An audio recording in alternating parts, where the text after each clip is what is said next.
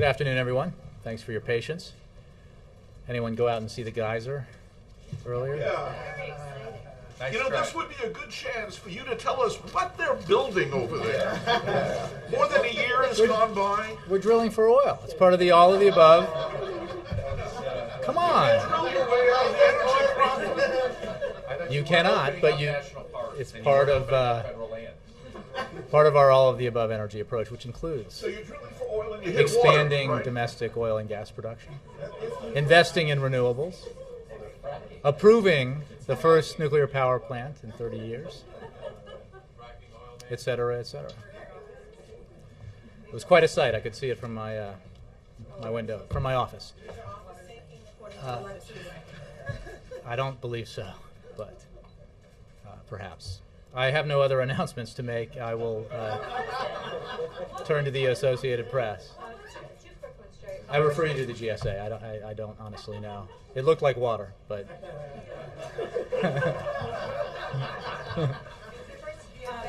The president referred to Mitt Romney by name yesterday, criticized him today. Mitt Romney accused the president of running a hide-and-seek campaign and being disingenuous about his true agenda if reelected.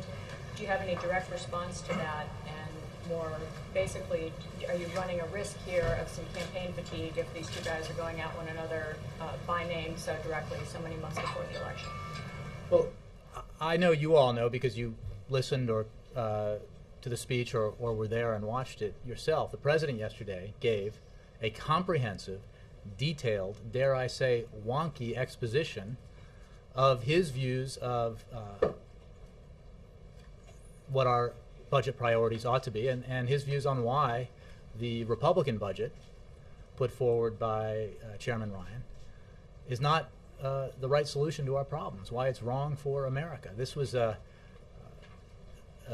policy speech that, again, had a great deal of detail attached to it as he explained why the Ryan Republican budget, if it were enacted into law, would be incredibly harmful to America's seniors, to the middle class, and to the absolute necessity of investing in areas like education, basic research, and infrastructure in order to ensure that America is strong economically in the 21st century. As he mentioned, and as one of the major points of the speech, is that this is not a theoretical exercise. Everyone in this room knows that the Ryan Republican budget would become the law of the land if someone else were to occupy the Oval Office next year and if Republicans continue to effectively control Congress. Because everyone supports this. It's not the sort of idea, the rump idea, the idea of a rump faction of the Republican Party. This is what now is mainstream Republican thinking, which is to, instead of taking a balanced approach to our budget deficit issues, a balanced approach to getting our fiscal house in order, we should give additional tax cuts to the wealthiest Americans, virtually the only segment of society that saw their economic lot improve in the first decade of this century. And to pay for those tax cuts, we should end Medicare as we know it. We should reduce by an average of 19% our non-defense discretionary budget. That means cut dramatically our investments in education, basic research, innovation, and the like. And the president simply believes that's the wrong approach. And this is not a theoretical exercise. This is real policy. And he went on to talk about a concrete vote the Senate will take in the next few weeks on the so-called Buffett rule, his principle, named after Warren Buffett, built around the idea that a billionaire should not pay a lower effective tax rate on his income than his secretary. So he certainly encourages the Senate to approve that. So is that your direct response to the charge of a hide-and-seek campaign? Well, look, the fact of the matter is the president was explicitly talking about a policy debate that we have been engaged in here in many ways for years and years, but intensively for the past year. And this was a policy speech, I think, pretty explicitly delivered to an audience of your colleagues, editors, reporters, publishers. I have one other quick one on a different subject. Do you have any response to the federal appeals court judge in Texas, Judge Smith, who criticized the president yesterday for his remarks about the Supreme Court and its power to overturn legislation, and has asked for a letter from the Justice Department affirming the federal court's ability to do that? Well, I think, as the Attorney General has said, the Department of Justice will be responding to the request for a letter, and I would simply refer you to what the President said and what the Attorney General said, that of course the Supreme Court and our federal courts have as their responsibility the right to rule on the constitutionality of laws passed by Congress. The President made clear yesterday in answer to a question that is what he absolutely believes. What the President said both yesterday and the day before, what he did was make an unremarkable observation about 80 years of Supreme Court history. The fact that since the Lochner era of the court, since the 1930s, the Supreme Court has, without exception, deferred to Congress when it comes to Congress's authority to pass legislation to regulate matters of national economic importance, such as health care. 80 years plus. That is an observation, and not a particularly remarkable one. It is a statement of fact. And he also expressed his faith that the Supreme Court would keep to that 85-year history of judicial precedent and uphold the constitutionality of the Affordable Care Act. Yes? On a similar theme, Sure. some of the President's remarks about the healthcare case in the Supreme Court have been interpreted as, challenging or putting pressure on the court ahead of the decision. Can you speak to that, and why not just allow the court to reach a decision and then First of all, the President was asked a question and responded to it. Secondly, as I just said, he made an observation about why he believes that, well, first of all, that he believes the Affordable Care Act is constitutional, why he believes it's constitutional, and why he believes that the Supreme Court will, in keeping with 80-plus years of judicial precedent and Supreme Court precedent, will defer to Congress on its authority to pass legislation to regulate issues of national economic importance like our healthcare system. It's the reverse of intimidation. He's simply making an observation about precedent and the fact that he expects the court to adhere to that precedent. It's obviously, as he made clear yesterday, up to the court to make its determination, and we will wait and see what the court does. But I guess you could argue that circuit court judges who ruled on this were trying to intimidate or influence the court when they issued opinions, including very prominent conservative judges on the Court of Appeals, rather.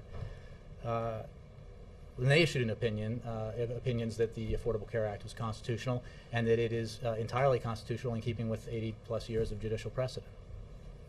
On a different topic, the Pentagon said today that Khalid Sheikh Mohammed and 4 other accused people in 9/11 attacks will go to Guantanamo War Crimes Tribunal. Could you speak to that decision and why more time wasn't given to allow for a civilian court trial? Well, it has been more than 10 years since 9/11. First of all, and the President is committed to ensuring that those who are accused of perpetrating the 9/11 attacks against the United States be brought to justice.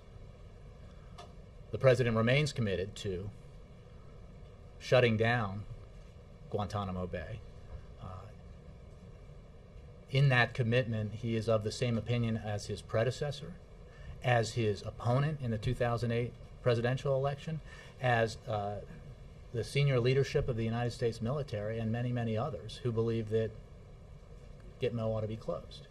There have obviously been obstacles in achieving that, but he remains committed to doing that. In the meantime, we have to ensure that Khalid Sheikh Mohammed and others who are accused of these heinous crimes are brought to justice. And this procedure is now underway to ensure that that happens.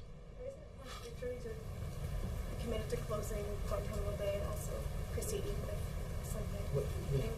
The fact of the matter is, in part because of the system and the situation that was put in place and the situation that existed under the prior administration, we have now, 11 years almost have passed since 9/11, or 10 and a half, and it is important to see that justice is done. The President's commitment to closing Guantanamo is as firm as ever. He agrees with our uniformed military leadership. He agrees with John McCain and George W. Bush that it ought to be closed. And we'll work to see that done. Unfortunately, as you know, we've encountered obstacles in getting that done from Congress, but he will continue to work to do that. Yes, Jesse. Does the administration view the Fifth Circuit's request as intemperate? I would refer you to the Justice Department. The Attorney General said that he would, or that the Department of Justice would respond appropriately. Well, you just suggested that in some ways it was an effort by them to intimidate. No. Oh, I didn't at all. I certainly, if you interpreted what I said that way, you were mistaken. No, I was referring to a question about the President's remarks. The attorney representing the United States in that court said at the time that the administration, the President, the Attorney General believe, obviously, that the federal courts have their authority to rule on the constitutionality of laws passed by Congress. The President obviously believes that and said so again yesterday. That was my point. And I'm sure that that's what the response will make clear, that the Department of Justice provides. Yesterday, the President clearly, for the first time in a campaign-themed speech, singled out Mitt Romney. He has said that he will not weigh in until there is a nominee. By doing so, does the White House, does the President feel that he now has his opponent in the general election? I will go back to my first answer simply to make the point that the President gave a very detailed, fact-laden speech about budget policy yesterday. He made clear his opposition to the recently released new but not improved Ryan Republican budget and what his budget priorities are.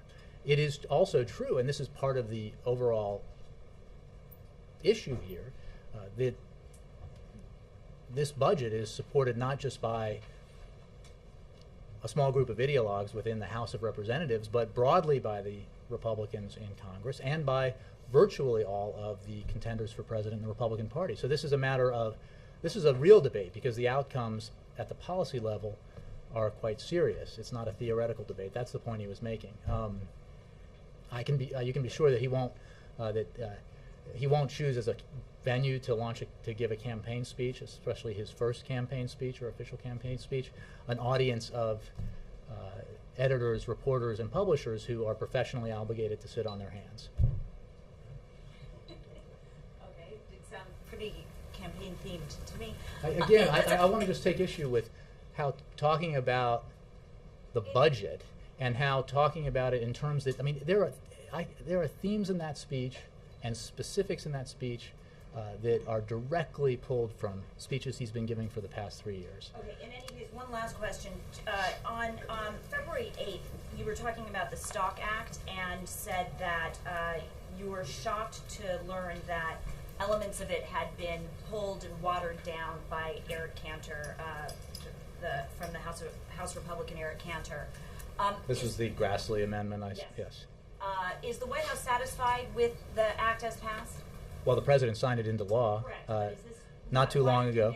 Why is the White House now pleased with this bill when you weren't pleased? It was improved by the Senate amendments that passed that gave greater protections to investors. And we will monitor the implementation of this law very closely to make sure that it is implemented in a way that's effective. But yes, the President supports it. The overall Stock Act represents some of the very key elements from the President's American Jobs Act speech back in September of 2011. Would the White House prefer that there includes disclosure for financial advisors who... Well, there's no question that we would, if we were issuing an executive order, there would be some things that might be different or improvements, but we definitely support the act, the bill. The president signed it into law. It represents some initiatives that he was the first to put forward as president last fall. So absolutely, he supports it. Yes? As part of Mitt Romney's response today to the president's comments yesterday, he said what the president was trying to do in his remarks was to deflect criticism from the fact that the debt has increased more under President Obama than all previous presidents combined. Is that incorrect, that statement about the size of the debt? I'd have to look at his numbers. The fact is, as you know well, Nora, that a huge portion of the debt that the United States of America now carries on its books is attributable to the fact that certainly the deficits that we've seen is attributable to the fact that in the previous administration, 2 massive tax cuts, 2 wars, and an unpaid for Medicare, expansion of Medicare through the prescription drug benefit went on the books without, again, being paid for. We can get you the specific numbers, but it is a massive contribution to our federal deficit. And our debt. Another contributor to that was the fact that when the president took office, President Obama, we were in the midst of the worst financial and economic crisis in our lifetimes here, most of us, I think, since the 1930s. And that required a response in order to prevent a Great Recession from becoming a Great Depression. The response that the president took was effective in preventing a depression, the response the president and Congress took. And we have been and are now recovering from the worst financial crisis in 70 plus years. The fact of the matter is the president has embraced and has put forward a balanced approach to dealing with our deficits and our long-term debt. A balanced approach has been endorsed by every bipartisan commission that has looked at this, Democrats and Republicans. It has been supported by and endorsed by Democratic legislators in the Senate and the House. As of yet, it has not received support in any significant way or at any significant level by Republicans. This is the problem with the Republican budget the president talked about yesterday. We don't need to cut education and basic research and innovation and transportation by an average of 19%. In addition to the $1.2 trillion in cuts the president's already signed into law, bringing our non-defense discretionary spending to its lowest level since Dwight Eisenhower was president, the Ryan budget, the Republican budget, would go further than that by another 19%. Why? Not to reduce the deficit, but to give more tax cuts to millionaires and billionaires.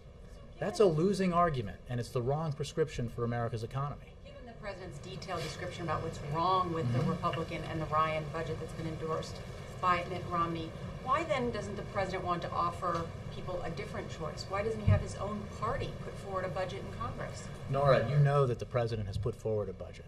You know that. Well, I had this discussion yesterday in a interview that I did.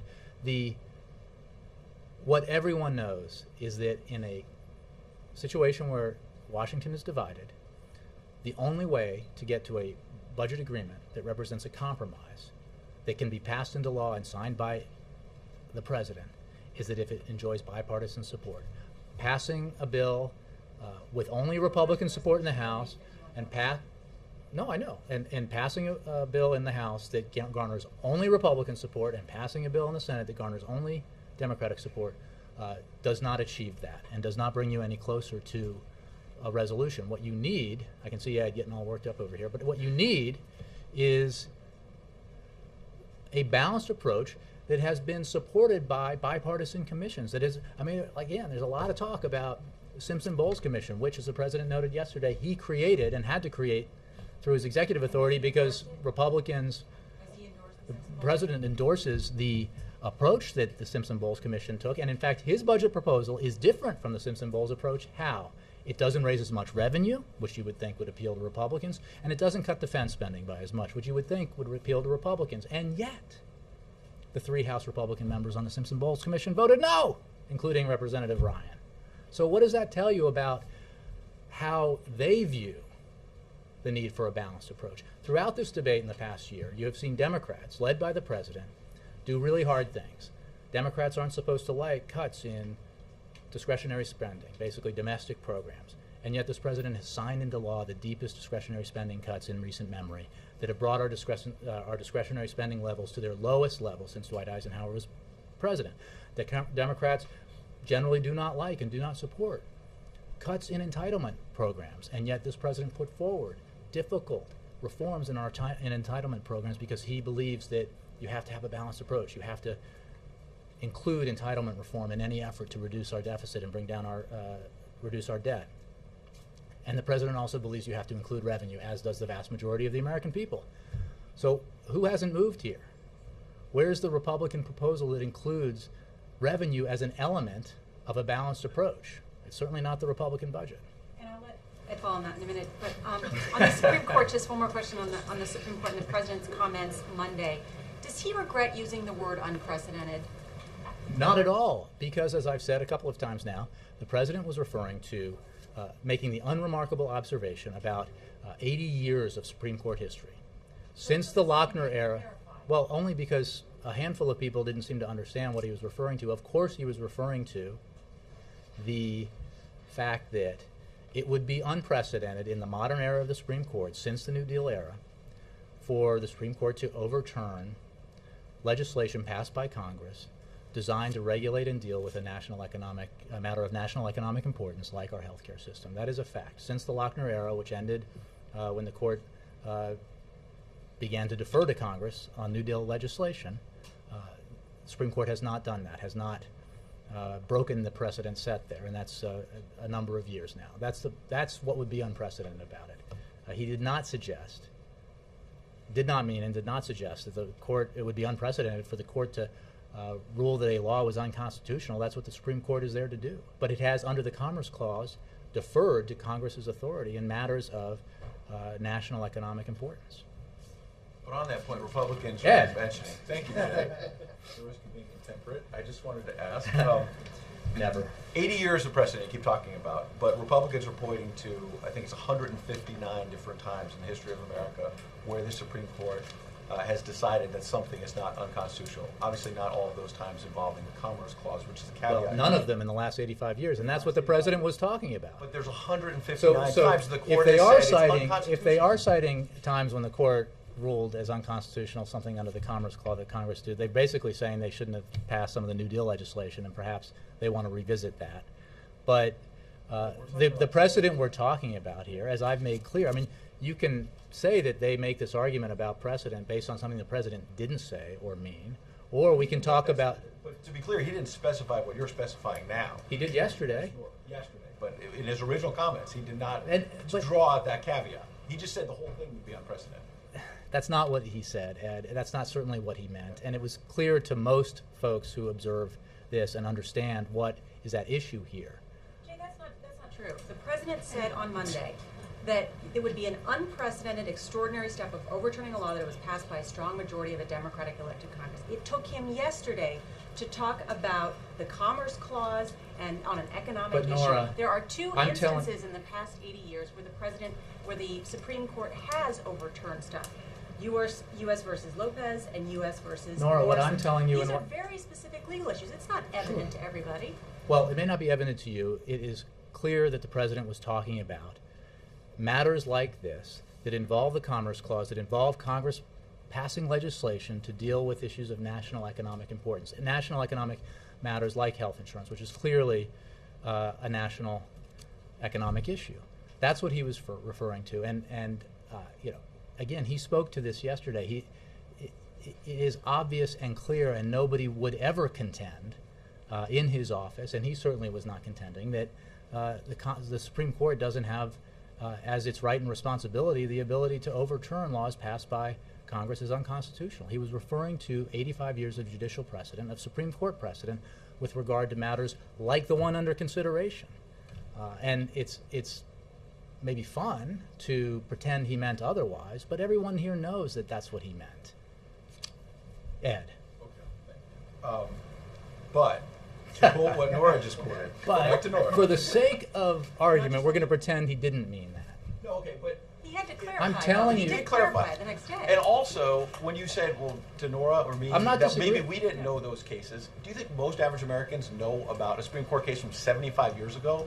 Come on. I mean, most But people are what's your not point, Ed? legal Are you experts. suggesting, I just want to know, are you suggesting Because the that he, president left the impression that the whole thing would be unprecedented. and I'm He did telling not you, have a and he caveat. told you, and others like me have said, actually on the day of as well as after, that what he meant, Okay, and so what he made meant clear is not what he yesterday, said. and he was a law professor, Right. and he understands constitutional law and constitutional precedent and the role of the Supreme Court, Okay. was a reference to the Supreme Court's history in its rulings on matters under the Commerce Clause. On what Nora quoted about the president saying Monday, a strong majority of the democratically elected Congress. As you know, the House passed the health care bill 219 to 212. And the Here we Senate, go.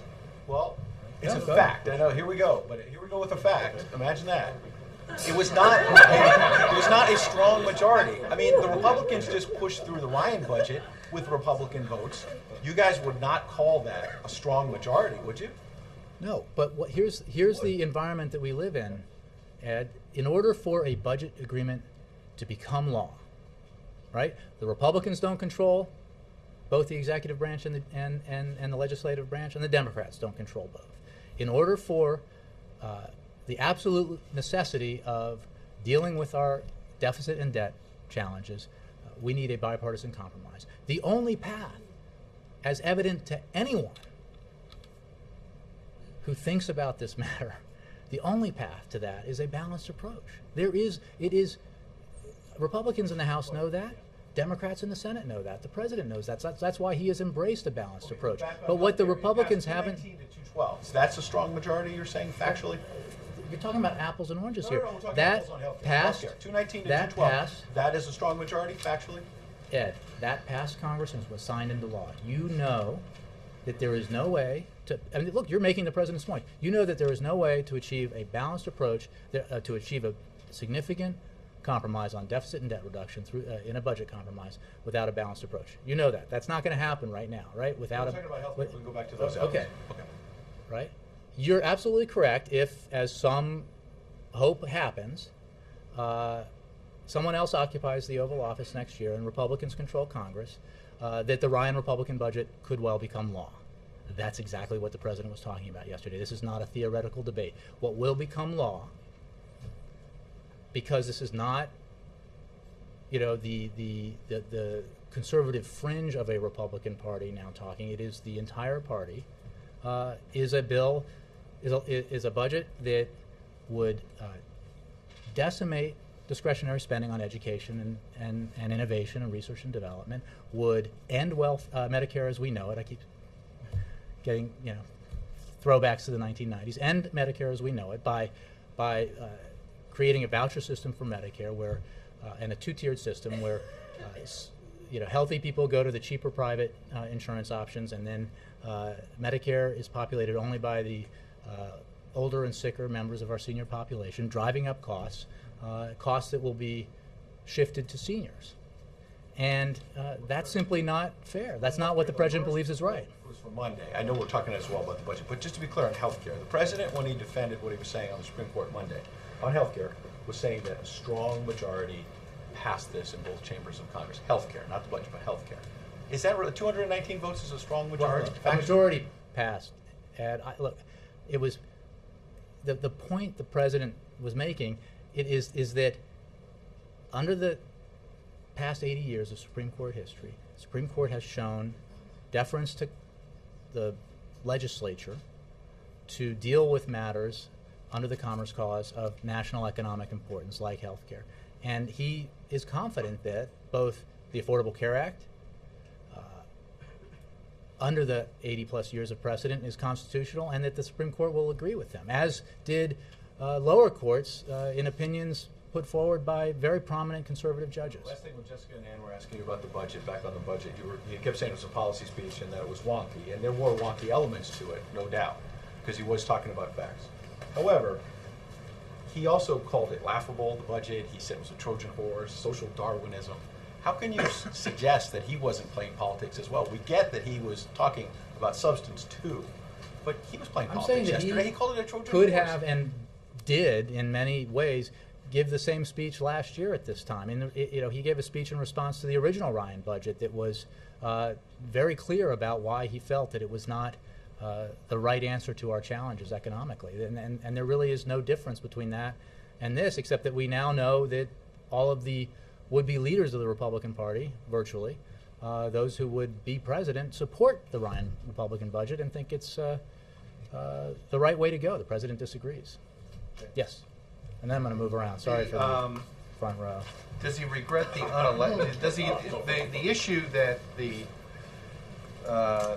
judge seems to have is this issue of the unelected jab that the president used on Monday, referring to the judiciary using what was clearly a sort of hot political rhetoric in reference to the judiciary when you refer to them as an unelected body. That's something that's a sort of tried and true political attack on the judiciary that we've seen for years. Does the president regret that? I mean, is that why he seemed to walk things back a little bit yesterday? He, as has been demonstrated here, I guess other folks didn't know we were talking about a piece of legislation that would be ruled on under the Commerce Clause, and that's what he was referring to. So I accept that some of the expansion that the president offered and I and others offered might have helped people understand exactly what he was talking about and referring to.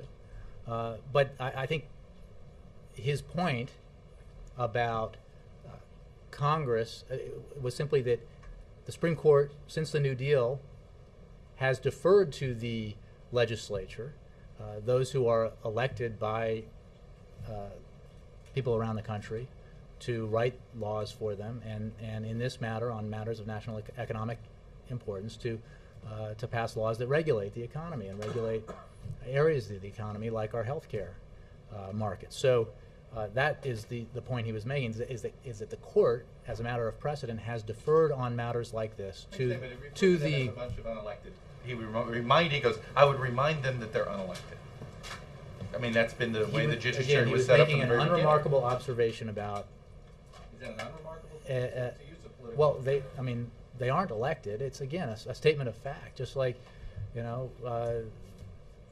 members of Congress aren't judges. Well, some of them may have been, but they're not largely judges. So, and they are elected. The point of the matter is as a matter of Supreme Court precedent, Supreme Court has deferred to the legislature in matters dealing with the national economy. So should we interpret his remarks yesterday as a walk back of sorts from the tougher rhetoric on Monday? No, it was. He was asked again, and he offered more expansive comments on it. Again, I take the point here. I guess some folks didn't know that we were talking about the Commerce Clause, and that's what he referred to. I accept that, and I hope now it is clear, as again would be evident to anyone, since he's a constitutional law professor, as well as the President of the United States, that he believes the Supreme Court can and has and should rule on the constitutionality of laws passed by Congress. Two things I want to follow up on the answers that you gave. You referred just now about when you were talking about the budget. First, isn't there you say that the only way, that there's no other way to get a budget done, one passes the House with just Republican votes. Isn't there a way, the House and Senate work this way all the time. The Senate passes a bill, the House passes a bill, and then they try to merge them together. What's wrong with trying to do that? Well, look, it is always our preference for Congress to work efficiently and effectively, and that would certainly be a good thing. But we have seen in the past year plus of very intense negotiations between the Senate and the House, between Republicans and Democrats, between leaders in Congress and the White House, that the only way to accomplish in an environment like this significant compromise that can be passed out of this Congress and signed into law by the President is to take an approach that is balanced. And that's how we averted a government shutdown last spring, and that's how we in the summer, late summer, while failing to get the comprehensive balanced approach that is required to deal with our long-term deficits and debt, we were able to pass into law the Budget Control Act, which, by the way, which is again designed by Congress, voted on by Congress, passed by Congress, and now Republicans in Congress want to violate that agreement through the Ryan budget. The conference committee approach being used? That No, if look, Democrats I'm just- passed a budget? But and Chuck, then the all I'm Ryan saying budget, is that and it's they real. got into a room We would and not they- object to that, but what I'm saying is it's not, given what we have seen over the past 11 months, the way that we have come closest to achieving bipartisan compromises through the kinds of negotiations that we had to go through last year. And you said in response, And unfortunately, the point is that what the president has put forward, what Democrats have agreed to in these negotiations, represents a significant compromise by the president and Democrats on issues that are sacred cows, if you will, to the Democratic Party. What we have not seen, Have you put on a plan on Social Security reform? No, the president has made clear his position on Social Security reform. He's made it clear in his State of the Union address. He made it clear again when he put out his budget proposal in the fall. And I would note that the Ryan budget contains no Social Security reform. So when you say You know that- entitlement reform, you're saying you're excluding Healthcare Social Security. entitlements. You're only talking about Medicare. I'm not and saying that Medicaid. we don't need to deal in the long term with our Social Security matters. I'm talking about Medicare, Medicaid, and other mandatories. But the fact of the matter is, as you know, you reported on it, the president led his party to agree to significant reforms in our entitlements, our health care entitlements, as part of what could have been a bipartisan grand bargain. And that was not achieved because Republicans would not go along with the idea that it had to be balanced, that it had to include, it had to include, it is funny to hear Republicans talk about how there is no plan and then describe it in detail, but that's another matter. Neither side released their final plans publicly. It was so we part of a don't- negotiating process that you know well was the only way to potentially achieve this, what would have been a very difficult compromise. Separately, as you guys know, and I know from your reporting in the on the super committee that dealt with the, as a result of the Budget Control Act, Democrats went extremely far in making significant compromises on issues like entitlements. And the whole thing broke down. Why? Because Republicans refused to include revenues as part of an overall a process and that's the only way to do it. Everybody knows that. April. Topics. Gallup poll has come out with the new job approval rating for President Obama. 48% approve and 45% disapprove. What are your comments? I mean, there are polls every day. I don't really have a comment. It's not moving. Is that that's your comment? I mean, look, the president's focused on the job he needs to do as president, and he is focused especially on the need to take every action he can, working with Congress or through his executive authority, to continue to help this economy to grow and recover, to continue to see job creation, and to continue to ensure the security of the American people, both home and abroad. Those are his focuses as president at this time. At the campaign and polls, there's plenty of time for that. And that's a long time. That is a long time. And, as I've said for a long time now, as this year progresses, the president will, of course, by necessity, be more engaged in the campaign. At this point, we still do not have a Republican nominee. And, that time will come, and you will see him engage when it's appropriate. And on another topic, the hoodie movement has made its way to the White House. AME Bishop John R. Bryant came to the prayer breakfast this morning with a hoodie on in response to the Trayvon Martin issue. And what do you say as the CBC now is calling for legislators to look at the Stand Your Ground law, and as the Justice Department is investigating still? Well, I would refer you to the last part of your question, which is that the Justice Department is investigating the particular case in Florida, as obviously our Florida authorities, and so I wouldn't really I do not have a specific comment on that. The president, as you know, made remarks about the case and the tragedy of the loss of life here, but I don't have any further comment on it. But everything comes to the White House from water peace and everything in between, and now this hoodie movement has come. The president didn't say anything, according to Bishop Bryant. He did not acknowledge it. He just welcomed him. What does the White House feel about that strong movement making its way here? Well, I haven't spoken to the president about this, so I don't have anything to express on that issue. And again, I don't think it's appropriate, and I won't, therefore, comment on something that's under ongoing investigation by both the Justice Department and Florida authorities. I'm not talking about the investigation. I just don't have a comment on that, sorry. Yes, Juliana, and then, sorry. President Romney's going to sign the Jobs Act, which provides, it helps small businesses get investors early on, and there's some concerns that the act actually dismantles some investor protections, might be more prone to get-rich-quick kind of schemes. Does the president share those concerns? Well, as you know, the president insisted on and was pleased to see the adoption by, in the overall legislation of the amendments put forward by, bless you, by Senate Democrats that offer further protections for investors.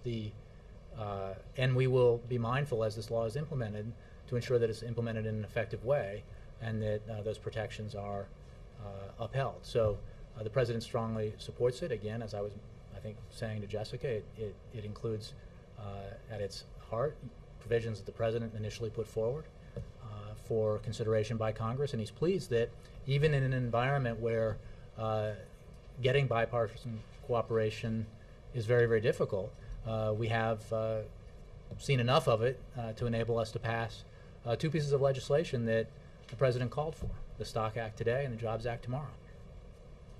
Yes? Jay, ahead of these P5+1 talks in a couple of weeks, Israeli Defense Minister Ehud Barak released today the Israelis' goals of how they want to proceed forward with these talks, saying that transferring uranium to 20%, that it's enriched to 20%, needs to go out of the country, that leaving only enough enriched uranium for energy purposes, the third being that they need the closure of the 4 Dow enrichment facilities, and also the transfer of fuel rods. Is this the same agenda the White House has for these talks? Are these the same benchmarks? Are you guys working in tandem on this? Well, we're working with our P5+1 partners. When those talks, I haven't seen the proposals that you. The ballpark of well, what look, the White our House- policy is very clear. Together with our partners, we remain determined to prevent Iran from attaining a nuclear weapon. And as the president has said, we believe that diplomacy, coupled with strong sanctions and increased isolation, is the both available and best means of achieving and ensuring that Iran does not obtain a nuclear weapon in the near or longer term. But he takes no options off the table. We are very mindful of Iranian behavior in the past and how they've approached negotiations in the past, and we are in a mode where actions are what speak loudest here. But our insistence is, and again, I'm not going to get into specifics, I'm not going to negotiate on behalf of P5+1 what the particulars of an agreement would look like, but it would absolutely insist on Iran not obtaining a nuclear weapon. But isn't there anything you can say going forward, entering these talks, that here are red lines, if it looks like they're running out the clock, that no progress is being made, here's when we walk away? Look, the president has said, and it is a fact, that time is running out. There is time and space to allow for a diplomatic solution, but it is not time without end. And again, I'm not going to give a... Months? Are we talking until the end of the year? Well, we've made very clear as a matter of what we know about the Iranian nuclear program and the fact that there are inspectors on the ground and we have visibility into it, what that process would look like. I don't have a specific time frame to attach to that, but we do have time. But it is important to move seriously, and we will insist that the Iranians move in a serious way if they are serious about engaging with the P5+1 and finding a solution here that, one, ensures that Iran does not acquire a nuclear weapon, and two, therefore allows Iran to end its isolation and rejoin the community of nations. Following on that, you haven't said much in public lately about the possibility or risk of an Israeli military strike. Do you feel that you have made some progress there in persuading the Israelis to hold off for a while, or do you think that that is still a live possibility in the next couple of months? You know, I have no updates for you on that specific issue. We spoke a lot about this around the time that Prime Minister Netanyahu was here and the President gave his remarks at AIPAC. We believe that the best way of ensuring that Iran does not obtain a nuclear weapon is through the approach that the President has taken. There is time and space for that approach to continue to be pursued, and it is an approach that has united the international community, that has isolated Iran, that has brought to bear the harshest sanctions in history against Iran, and those sanctions, as you know, have had a significant impact on the Iranian economy and the Iranian regime. But it remains to be seen whether the Iranian leadership will choose the right path, will go through the door that remains open to them, which is to forsake their nuclear weapons ambitions, and by doing so and in demonstrating and improving to the world that they have done so, create for themselves the opportunity to reduce their isolation, to reduce the significant impact on their economy of these sanctions, and to rejoin the community of nations. When Prime Minister Netanyahu was here, the President made a point of saying out loud that he respected Israel's right to self-defense.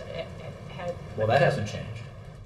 But the obvious but there was that he was making a case.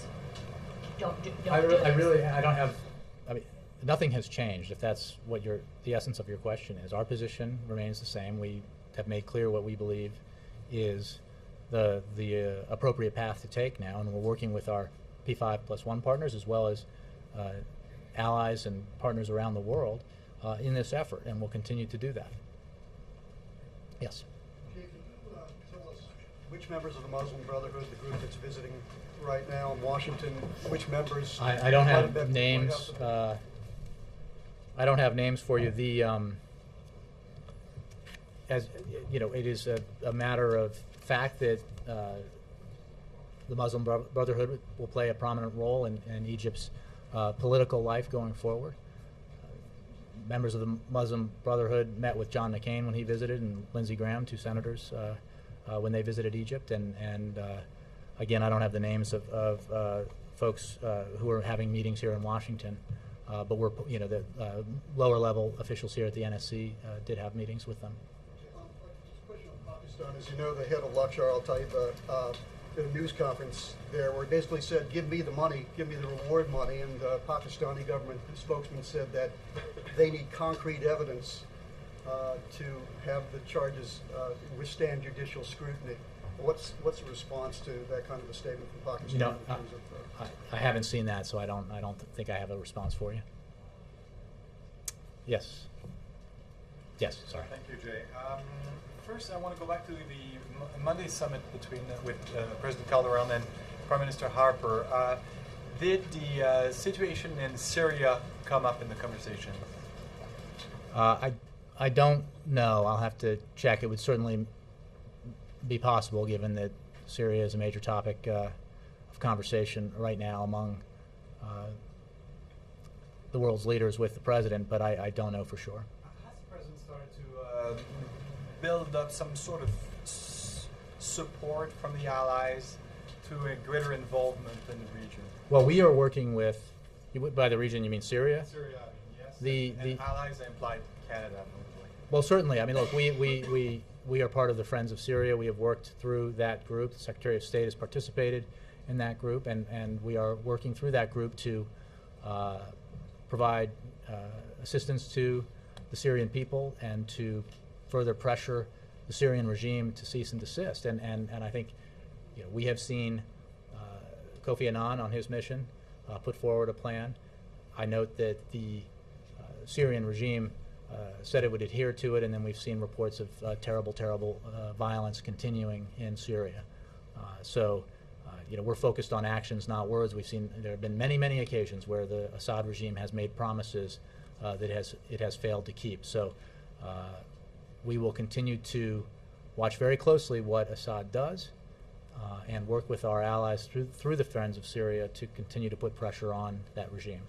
Thank you. Question on Keystone. I don't know if we haven't been able to know if the topic was touched at that summit, but I just want to when the Prime Minister, after the Woodrow Wilson Center was asked if this, what's called the Northern Gateway, sending oil to Asia since it's so complicated through the U.S., he answered if the Keystone Pipeline was approved, if he could change his mind. And he said we cannot be, as a country, in a situation where really our one, in many cases, almost only energy partner could say no to our energy products. How do you react to the idea, the fact that Canada sees the president in this precise situation, the Prime Minister sees the president in this situation having said no to Canadian products? Well, first of all, I didn't see those comments. Secondly, and I think probably with eyes wide open misrepresenting what happened. But the fact of the matter is, the pipeline proposal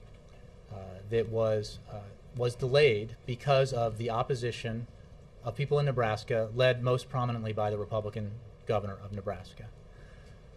The process of allowing for a new route to be submitted and considered and approved was abruptly brought to a halt by the insistence, for political and ideological reasons, of the Republicans to insert in a piece of legislation the utterly non-germane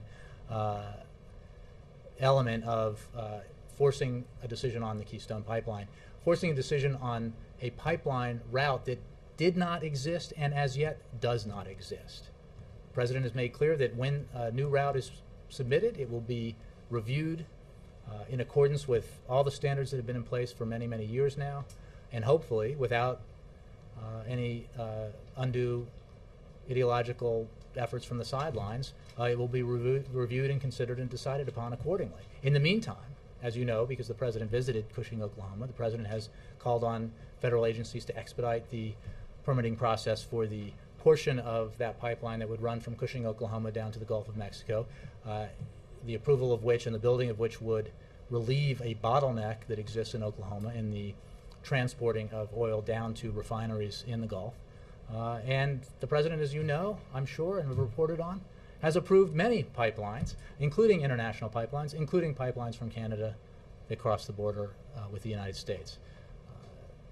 That's the accurate history of what happened here. I don't have any readout for you on the conversation between the President and the Prime Minister on that subject. Thank you very much. Is there any change in our standing with Burma that we can have today?